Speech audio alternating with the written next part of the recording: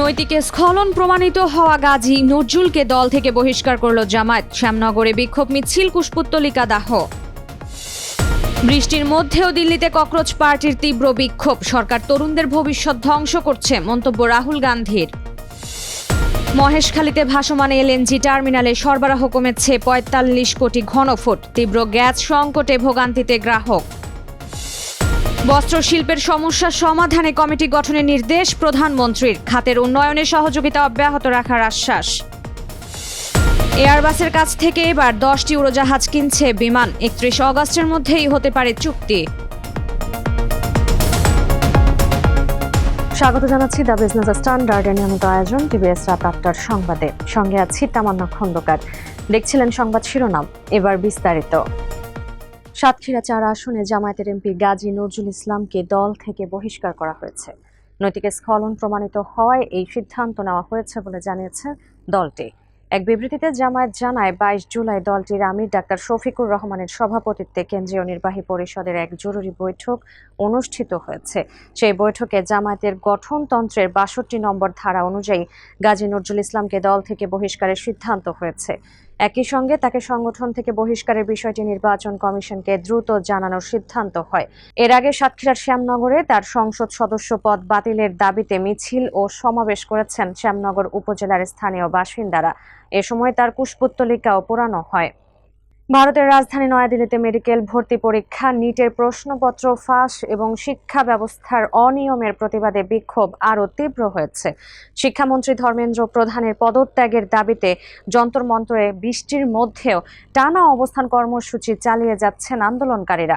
এর আগে প্রধানমন্ত্রী নরেন্দ্র মোদীর বাসভবনের সামনে বিক্ষোভে অংশ নেওয়ার সময় কংগ্রেস নেতা রাহুল গান্ধী ও প্রিয়াঙ্কা গান্ধী সহ বিরোধী নেতাদের আটক করে পরে ছেড়ে দেয় দিল্লি পুলিশ।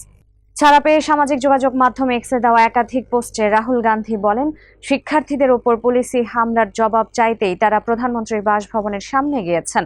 তিনি অভিযোগ করেন, দেশের তরুণদের ভবিষ্যৎ ধ্বংস করছে।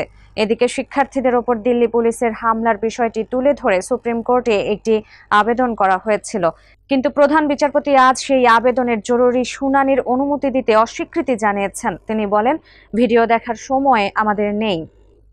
কক্সবাজারের মহেশখালীর একটি ভাসমান এলএনজি টার্মিনালে কারিগরি ত্রুটির কারণে দেশে গ্যাস সরবরাহে বড় ধরনের ঘাটতি দেখা দিয়েছে। পেট্রো বাংলা জানিয়েছে, টার্মিনালটি থেকে দৈনিক প্রায় ৪৫ কোটি ঘনফুট গ্যাস কম সরবরাহ হচ্ছে। ফলে জাতীয় গ্রিডে গ্যাসের চাপ কমে গিয়ে ঢাকা ও আশেপাশের এলাকা সহ দেশের বিভিন্ন স্থানে গ্রাহকরা ভোগান্তিতে পড়েছেন। রান্নার গ্যাস, শিল্প কারখানা, বিদ্যুৎ কেন্দ্র এবং সিএনজি স্টেশনগুলো সংকটে পড়েছে। দেশে মোট গ্যাস সরবরাহে প্রায় ৩৫ থেকে ৪০% আসে আমদানি করা এলএনজি থেকে। তাই এই সরবরাহ কমে যাওয়ায় সংকট আরও তীব্র হয়েছে। তিতাস গ্যাস জানিয়েছে, পরিস্থিতির উন্নতি না হওয়া পর্যন্ত তাদের আওতাধীন এলাকায় সব শ্রেণীর গ্রাহককে তীব্র স্বল্প চাপের মুখে পড়তে হবে। জ্বালানি বিভাগ জানিয়েছে, দ্রুত সমস্যা সমাধানে কারিগরি বিশেষজ্ঞরা কাজ করছেন এবং অগ্রাধিকার খাতে গ্যাস সরবরাহ বজায় রাখার চেষ্টা চলছে।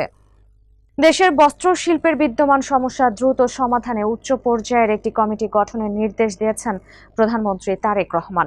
২২ জুলাই সচিবালয়ে Bangladesh textile mills association BTM এর নেতাদের সঙ্গে বৈঠকে তিনি এ নির্দেশ দেন। বৈঠকে বস্ত্র শিল্পের বর্তমান সংকট, রপ্তানি সম্ভাবনা, আন্তর্জাতিক বাজারে প্রতিযোগিতা সক্ষমতা এবং বিভিন্ন প্রতিবন্ধকতার বিষয় তুলে ধরেন বিটিএম এর প্রতিনিধিরা।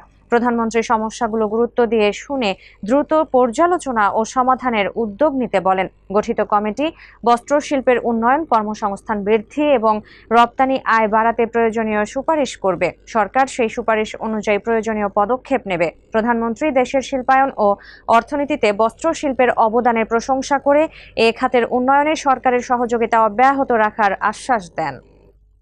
ইউরোপীয় উড়োজাহাজ নির্মাতা প্রতিষ্ঠান এয়ারবাসের কাছ থেকে 10টি উড়োজাহাজ কেনার চুক্তি করতে যাচ্ছে রাষ্ট্রায়ত্ত বিমান বাংলাদেশ এয়ারলাইন্স। এ লক্ষ্যে আগামী 31 অগস্টের মধ্যে একটি মাল্টি-বিলিয়ন ডলারের চুক্তি সইয়ের প্রস্তুতি নিচ্ছে প্রতিষ্ঠানটি। বেসামরিক বিমান পরিবহন ও পর্যটন প্রতিমন্ত্রী এম রাশিদুজ্জামান মিল্লাত টিভিএসকে জানিয়েছেন, নতুন উড়োজাহাজের সরবরাহ 2031 সাল থেকে শুরু হতে পারে। তাই এর আগে বহরের সক্ষমতা বাড়াতে লিজে উড়োজাহাজ আনা হবে। প্রস্তাবিত চুক্তিতে 4টি A350-900 এবং 6টি A321 নিয়ে উড়োজাহাজ কেনার পরিকল্পনা রয়েছে। এর আগে বোয়িং এর সঙ্গে $3.7 বিলিয়ন 14টি উড়োজাহাজ কেনার চুক্তি করেছে বিমান। সরকার 2034-35 অর্থ বছরের মধ্যে বিমানের বহরে 47টি উড়োজাহাজে উন্নীত করার পরিকল্পনা নিয়েছে। তবে এয়ারবাস চুক্তি কার্যকর হওয়ার আগে সরকারের চূড়ান্ত অনুমোদন ও বিমানের পরিচালনা পর্ষদের সম্মতি প্রয়োজন। দর্শক, এই ছিল টিভিএস রাত 8টার সংবাদে। এতক্ষণ সাথে থাকার জন্য ধন্যবাদ সবাইকে।